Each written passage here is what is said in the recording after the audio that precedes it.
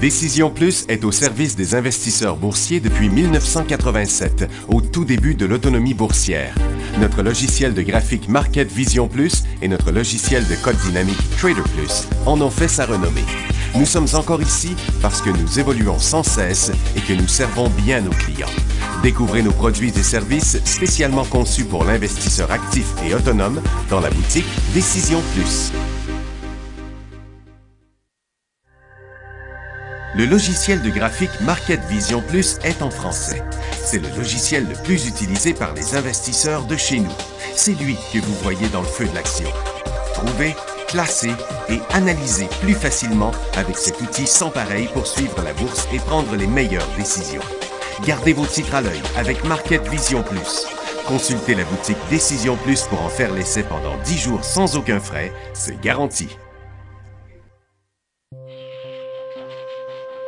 Laissez-nous vous guider pour analyser la bourse et prendre vos décisions.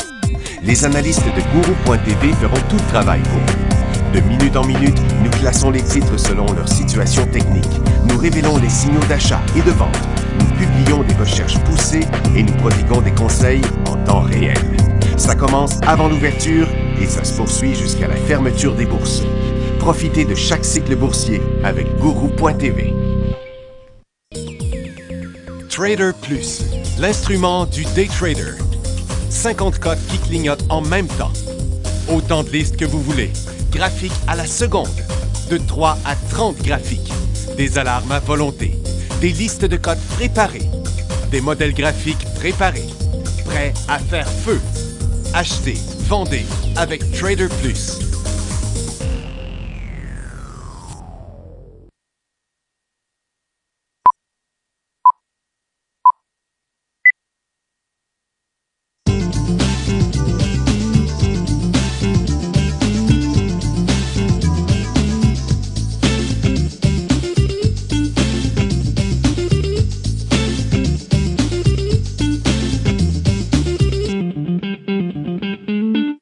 Bonjour, bienvenue dans le feu de l'action, 11h30, jeudi le 14 juillet.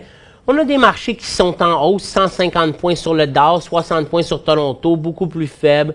Nasdaq, 0,6%, 30 points. On est environ au sommet, si on regarde ça tout de suite, là, ou pas très loin des sommets sur le Dow. Nasdaq est un petit peu plus faible, on est en train de passer ce double creux-là. Ici, j'ai un graphique en 2 minutes, juste pour vous enligner. Toronto, ben, on est au plus fort de la journée. Donc, Nasdaq, c'est l'indice le plus faible aujourd'hui. Le S&P, on a décroché ici, tentative à la baisse. On a remonté quand on voit ça. Là, on a un couloir baissier ici, puis on a un couloir haussier. Donc, formation triangulaire. Si on passe à la baisse, on pourrait penser à des FNB si on pense qu'on peut effacer la cote de la journée. Aujourd'hui, c'est juste de l'intra-séance qui est intéressant. Donc, c'est surtout là-dessus qu'on va se concentrer. On va répondre à beaucoup de vos questions parce qu'on va rapidement passer au travers du marché. Donc, FNB baissier à la baisse. Si on décrochait de cette formation-là triangulaire et qu'on était à 216,10, je pourrais être quand même semi-confiant. Puis l'écart n'est pas énorme, mais c'est ça qui semble intéressant. Peut-être que HVU, TVIX serait vraiment intéressant si on avait un décrochage. Je pense que c'est les titres qui pourraient monter le plus. Pourquoi? Parce qu'en ce moment, le VIX, l'indice de la peur, il baisse pas en ce moment. Habituellement, quand les marchés poussent comme ça, puis qu'on fait des nouveaux hauts à tous les jours, le VIX devrait continuer de baisser. En ce moment, on est à 13,1. Son bas pas historique, parce que je ne suis pas certain, là, mais au moins des 52 dernières semaines, c'est sous les 11 points. Donc, de 13,1 à 10,88, c'est ça le point exact.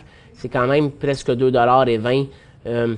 Ça serait presque 20% qu'il faut encore chuter le VIX. Mais depuis 3 jours, il est complètement stable.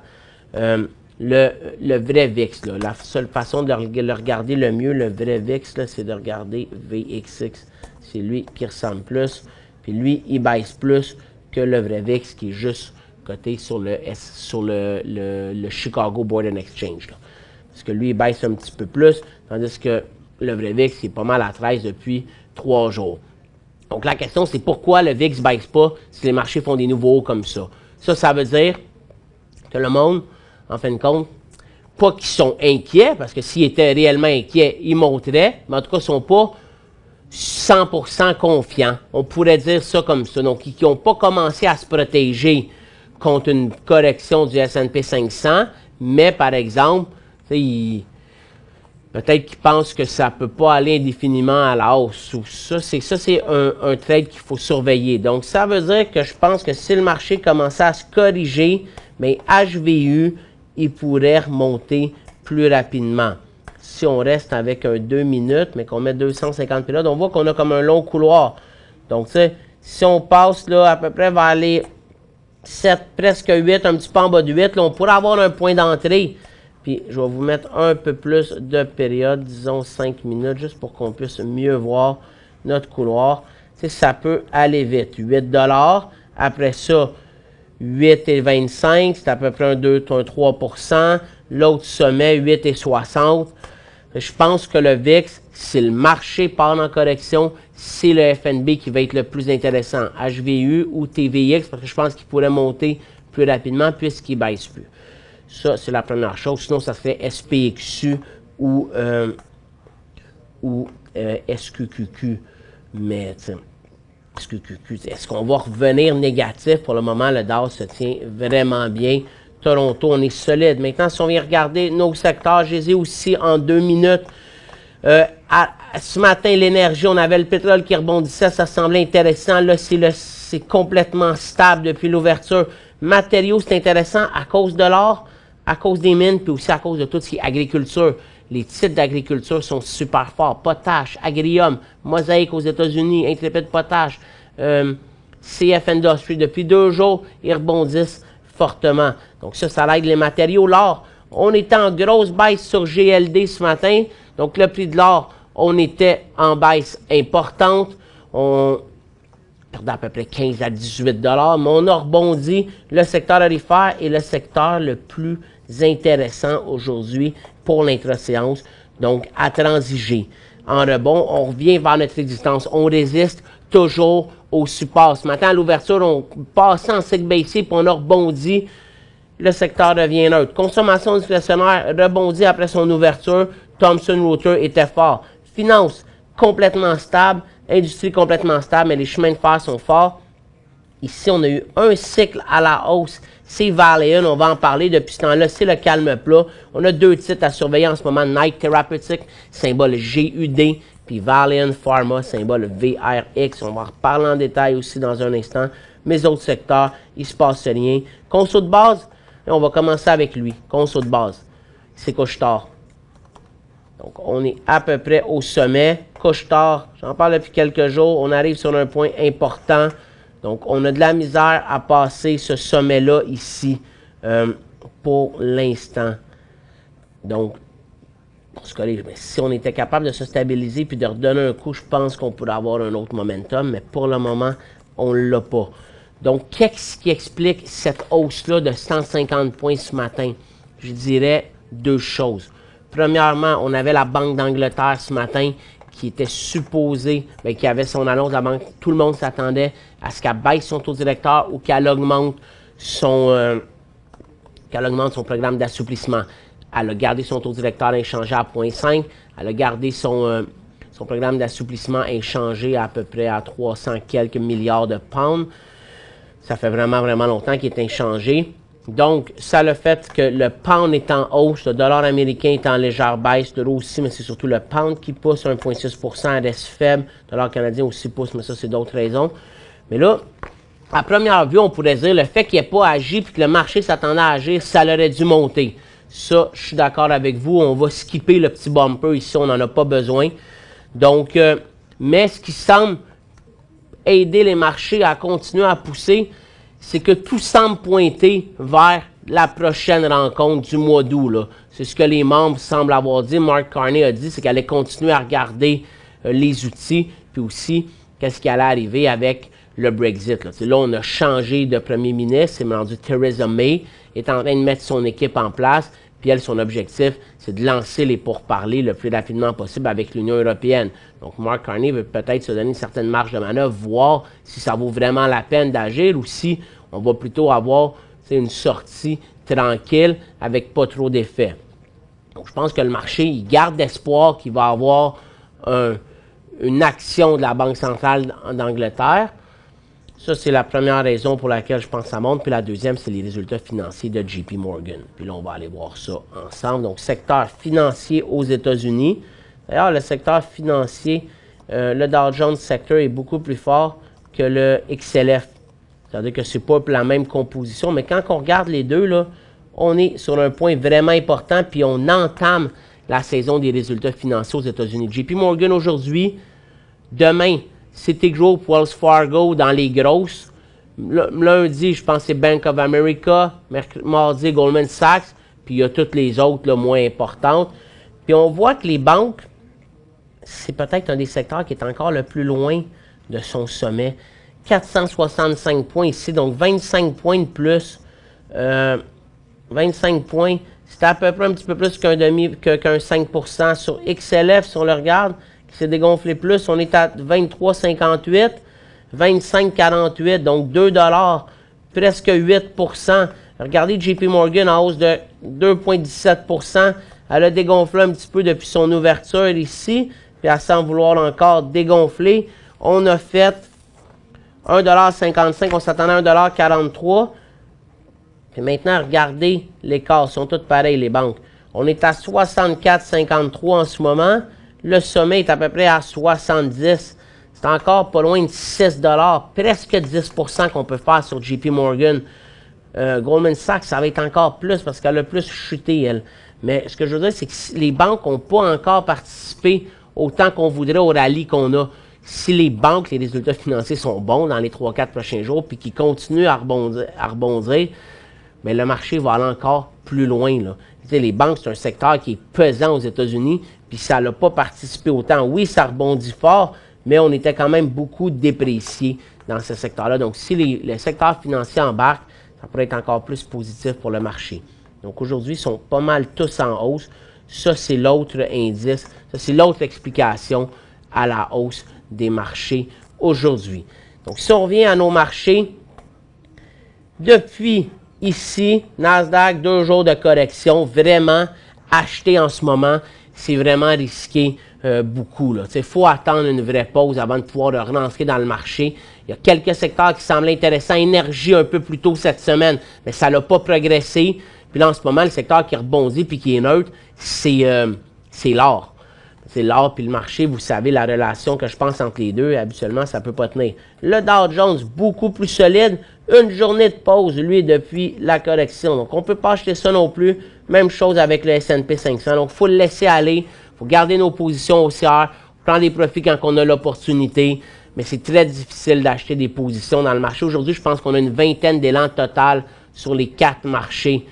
Puis, il y en a là-dedans que c'est des résultats financiers.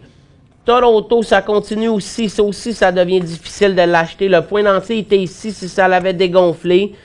Puis depuis ce temps-là, ça continue à progresser. Bourse de croissance, on dirait que ça va repousser. Ça redécolle aujourd'hui.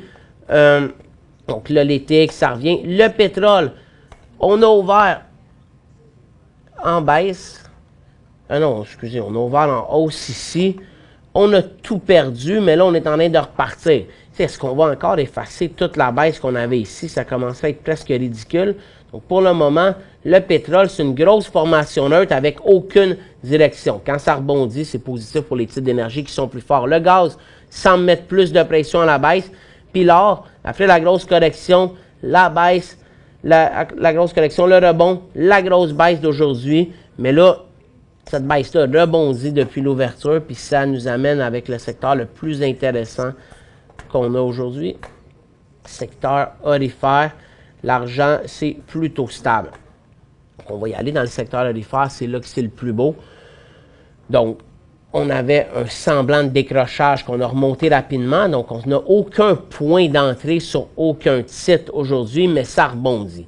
Donc, l'intra-séance, là, c'est intéressant. Exemple, un titre comme King Ross, on a eu un point d'entrée, 2 points d'entrée. Là, on est sur un sommet. 7 et 8, c'est le prochain. Puis ça pourrait continuer à rebondir. Ça pourrait être 7 et 35. Ça, c'est ce qu'on a allé chercher. I Am Gold. Je ne les passerai pas tous un après l'autre. Je vais en passer quelques-uns. Lui, les points d'entrée, ça c'était ici, peut-être ici. Là, on est sur une formation. 6 et 18, c'est le prochain.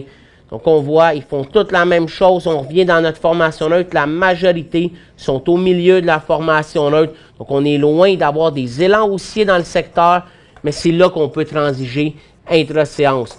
Secteur minier, très légère hausse. C'est surtout HotB qui est intéressant. On a refait un deuxième cycle ici, un troisième. Le prochain serait à 7 et 18. Là, on s'en va à la pause, puis on va revenir avec les autres secteurs, puis après ça, on va aligner les questions.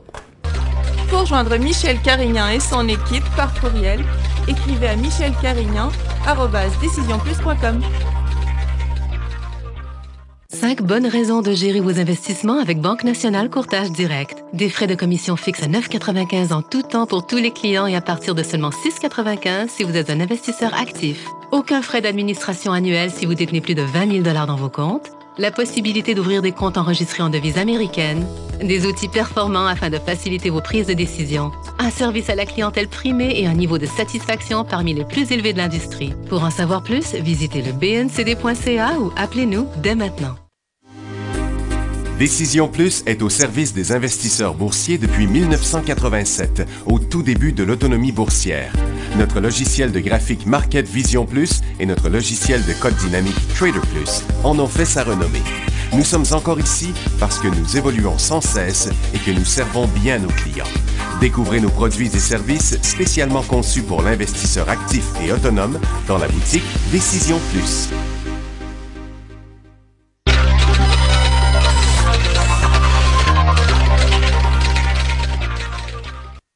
Donc, je veux juste aller vous montrer le Dow Jones parce que c'est vraiment l'indice le plus solide. Puis ça, c'est les titres qui me semblent le plus intéressants, là. Apple, Pfizer, Caterpillar, McDo, Boeing, Goldman Sachs, DuPont de Nemours. Donc, on voit premièrement, c'est à peu près un titre par secteur. Donc, il n'y a pas un secteur qui se démarque en ce moment sur le Dow Jones.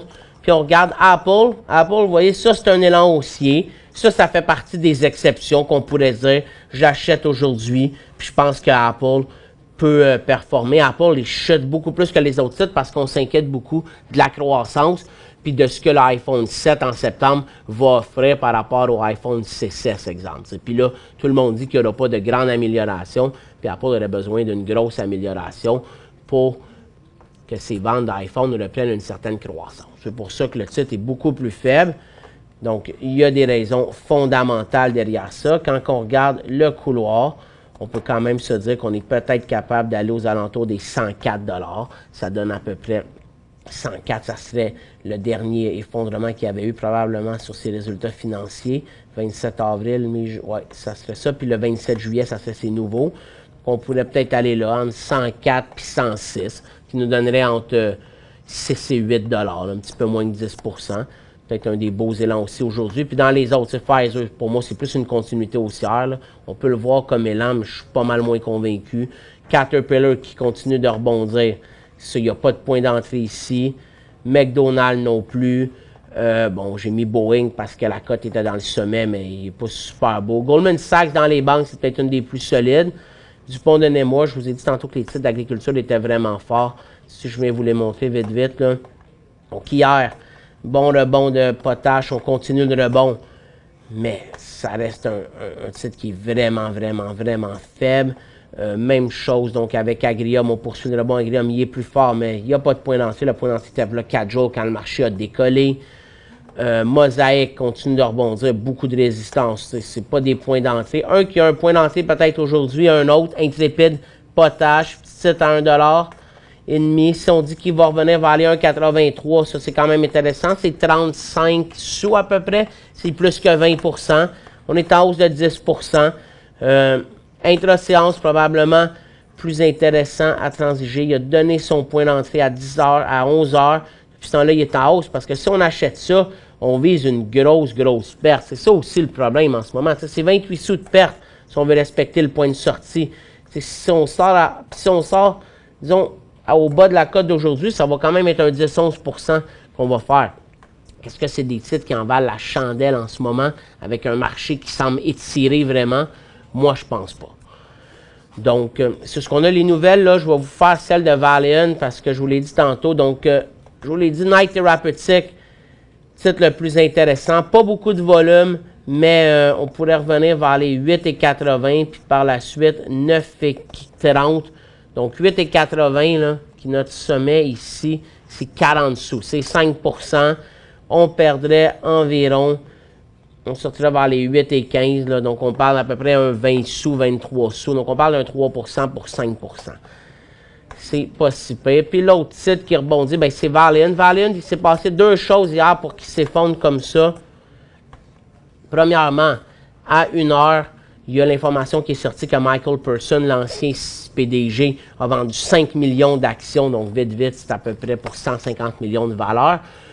Donc, on peut dire que lui, il a été mis dehors. Donc, il n'est pas content d'une certaine façon. Donc, il peut bien vendre ses actions. Il y en a l'autre qui dit que s'il est vend à ce prix-là, ça veut quand même dire qu'il pense que ça ne va pas rebondir parce qu'il n'y a personne qui laisserait des millions de dollars sur la table s'il pensait qu'il pouvait faire. Mais l'autre chose qu'il faut savoir, c'est qu'il reste encore, je pense, à peu près 9 millions d'actions. Là. Il en reste encore beaucoup. Donc, ça ne veut pas dire grand-chose. Ça a inquiété le marché. Puis l'autre chose, le deuxième point qui est sorti en fin d'après-midi, c'est Andrew Left, là, celui qui est le président du site spécialisé en vente à découvert Citron Research. Là. Pour se l'appeler, c'est qui Citron Research? C'est ceux qui avaient découvert la fraude dans Sino Forest. C'est eux autres aussi qui ont alerté tout le monde puis qui ont entamé la chute dans Valiant quand ils avaient parlé de leur relation avec la compagnie de vente de médicaments par Internet Philador. Donc lui, hier, il a dit qu'il avait réouvert une position de vente à découvert sur Valiant. Donc, aujourd'hui, il rebondit, par exemple. Donc, si on le regarde, le Valiant, en 2 minutes, 150 périodes, ça en fait quand même un beau titre d'intra-séance. Un point d'entrée ici, un deuxième. Par la suite, il y en a eu un autre ici, un autre ici, un autre là, puis un autre là. Puis le prochain, c'est à peu près là. Donc, il y a eu quand même beaucoup de points d'entrée sur Valiant aujourd'hui. Probablement un des titres les plus intéressants aussi en intra-séance avec tous les titres orifères.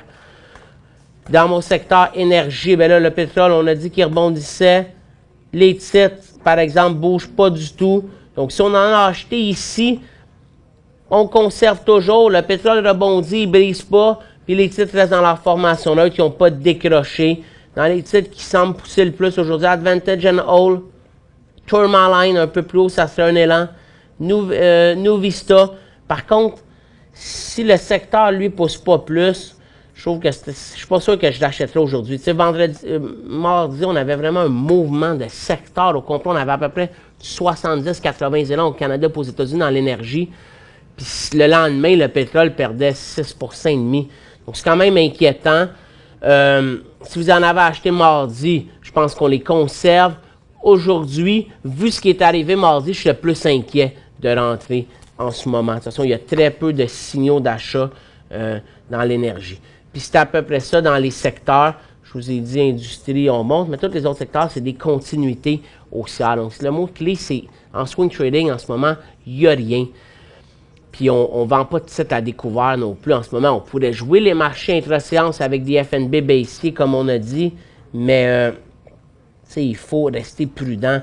On a un marché là, qui a monté d'à peu près 1500 points, 1600 points depuis la deuxième baisse du Brexit. Donc, même si on perdait 100 points, qu'on effaçait la cote d'aujourd'hui, ça ne veut pas dire qu'on va entamer un mouvement baissier. Il faut vraiment attendre d'avoir le point de baisse pour ne pas se faire prendre.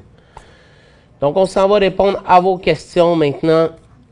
Je suis bullish à long terme avec le Nasdaq, mais lorsque l'élastique semble trop tendu, 10 jours consécutifs de hausse, ce timing me semble bon à court terme pour prendre position dans son contraire SQQQ. De quel côté sont les probabilités pour toi? Bien, c'est à peu près exactement ce que je dis. Je suis d'accord avec vous que l'élastique semble étiré, mais il peut s'étirer combien de temps encore avant que ça pète? Sur Nasdaq, tu as Apple qui est en élan haussier. Ça a un poids énorme, donc ça peut l'aider. Moi, je pense qu'en ce moment, acheter SQQQ, c'est jouer avec, à la bourse, mais avec une probabilité plus faible que ça baisse que ça monte. Peut-être un 60-40, peut-être un 65-35. Puis si ça baisse, ça va baisser jusqu'où? C'est ça, c'est votre question d'hier. Si vous avez acheté tes SQQQ hier, bien aujourd'hui, vous perdez de l'argent. Là, vous perdez 1,9 % grosso modo, dépendamment quand vous l'avez acheté. Donc, je trouve ça inquiétant. Moi j'attendrais au moins qu'on repasse sous le creux d'hier sur Nasdaq pour être plus confiant. On s'en va à la fin.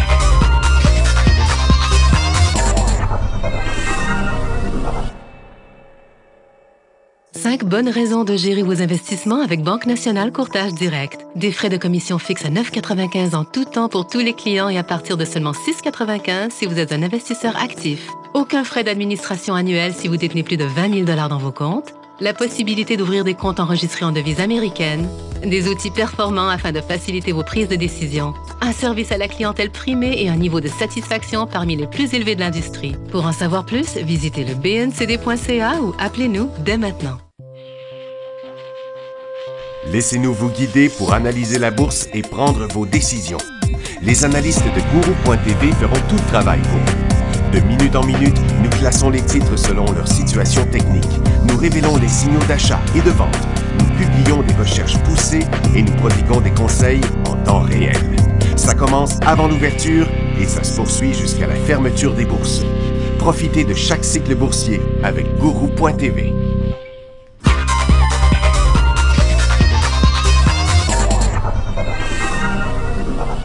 Donc, on commence avec une autre question. Comment fonctionne exactement HVU et HVI? On sait une relation avec FAZ.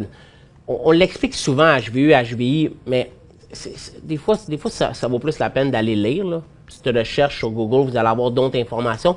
Mais comme j'ai dit ce matin, c'est l'indice de la peur. C'est le sentiment des investisseurs par rapport au marché boursier. Quand le VIX monte, ça veut dire que le monde se protège sur une baisse du S&P 500. Pourquoi? Parce que c'est le nombre d'achats de put sur le S&P 500 par rapport au nombre d'achats de call. Donc, c'est par rapport avec les options. Ça n'a aucun lien avec FAZ, qui est le secteur financier. Sauf que le secteur financier, c'est un des secteurs les plus importants du S&P 500. Donc, souvent, finance, S&P 500 bougent ensemble. Puis quand le S&P 500 baisse, souvent les finances vont baisser, puis la HVU va monter. Donc, c'est là que vous pouvez voir une relation. Mais la relation, c'est une fausse relation. C'est l'indice de la peur.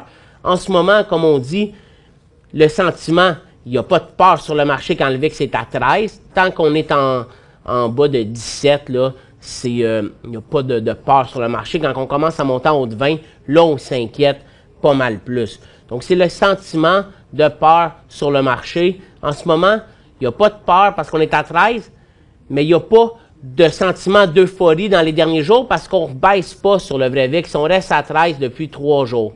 Donc, c'est ça qu'il faut savoir. CXB sur croissance. Ah, celle-là, je l'ai oublié. CXB croissance. Calibré Mining. Ben, il y a eu une grosse cote. Ça, c'est des titres peut-être qui ont trouvé une belle zone de forage. Puis depuis ce temps-là, ils chutent. Donc, 22,5, on aura un nouveau point d'entrée. Le volume est quand même en hausse, il faudrait voir. Mais c'est ça, des titres sur croissance comme ça, il y en a beaucoup. C'est presque impossible d'acheter dans cette journée-là. Parce que quand il arrive ici à 16 sous et demi, vous ne le savez pas qu'il va se rendre à 26 sous.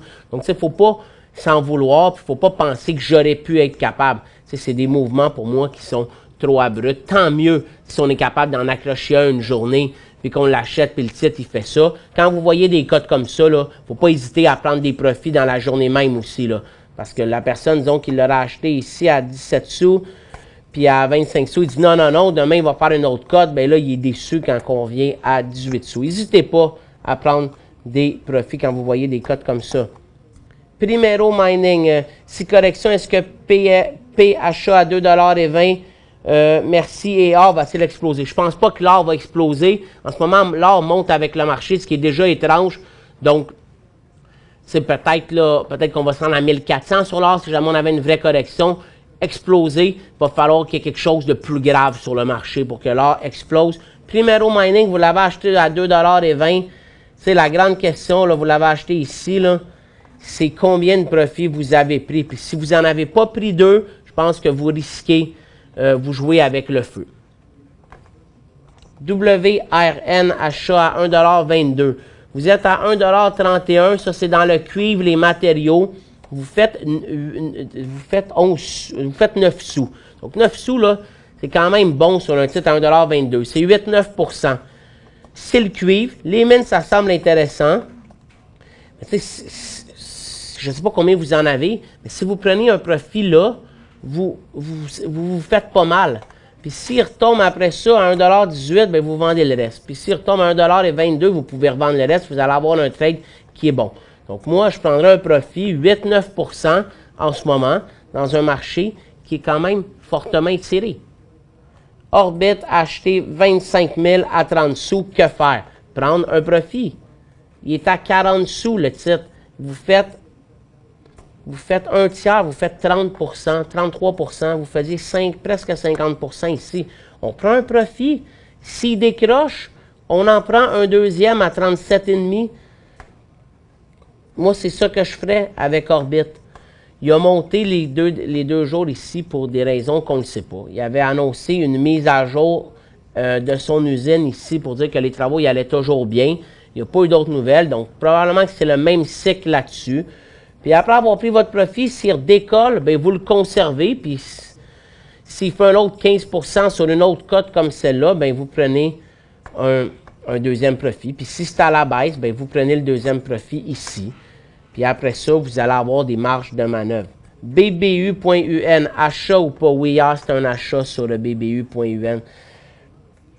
Ça, c'est Brookfield Business Partner. Peut-être que je ne suis pas sûr du nom complet. Brookfield, c'est une firme c'est un REIT ça, qui ont beaucoup de sous-secteurs dans les infrastructures, dans l'environnement, dans ci. Lui, je ne sais pas exactement ce qu'il fait. Je ne peux pas dire que ça a bien commencé depuis son ouverture. C'est un titre qui est quand même assez neuf, mais hier, on avait un point d'entrée. C'est un titre qui verse souvent des dividendes mensuels, les Brookfield.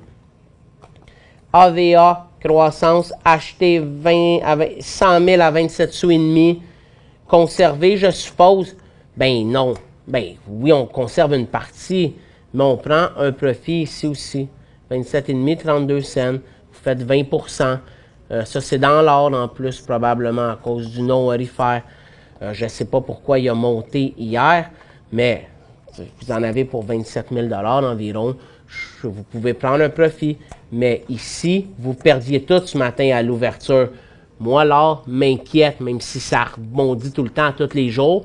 Je trouve qu'il y a plus de danger à la baisse qu'à la hausse en ce moment sur l'or. Donc, je prendrai un profit aujourd'hui, 20%, puis après ça, mais vous avez une marge de manœuvre. Dernière question qu'on va répondre parce qu'on arrive à midi. SAEX, ça c'est un titre hier qu'on avait dans l'intra-séance. Ce matin qui avait l'air beau aussi encore. Là, il se dégonfle. Vous l'avez acheté à 25 sous. Vous avez quand même une occasion de profit à 32 sous aujourd'hui. Ça, il faut prendre ça aussi, ces titres-là. Là. Tu sais, quand c'est des titres qui valent 20 sous, il ne faut pas... Je vais le dire en anglais, là, mais il ne faut pas être trop greedy. Là. À 31 sous, vous faisiez 6 sous. Si vous faisiez plus que 20%, moi, je pense que si on ne prend pas de profit là, ça fait peur. Maintenant, si vous n'avez pris aucun profit puis il revient à 25 sous, je sortirais. Là, au moins, vous ne perdrez pas d'argent avec ce titre-là. Puis s'il redécolle, puis vous voulez prendre un profit dans les 30-31, c'est bon. Si vous en avez pris un, même si vous en avez pris un, puis il rechuterait encore, s'il allait plus bas que 23 sous, c'est sûr que je sortirais. Mais à votre prix payé, je penserais fortement. Vous avez fait votre argent avec ce titre-là si vous avez pris un profit. Après ça, il n'est pas allé plus loin.